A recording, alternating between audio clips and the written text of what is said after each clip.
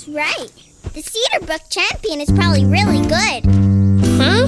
Franklin doesn't have to worry because he's really, really good. And tomorrow he's gonna beat the socks off the champion from Cedarbrook and show everyone that our school is the best. And our village is the best. That's right. Franklin will show them.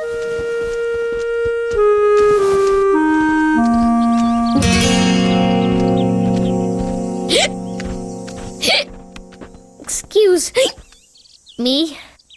I know what cures hiccups. I'll give you a big scare.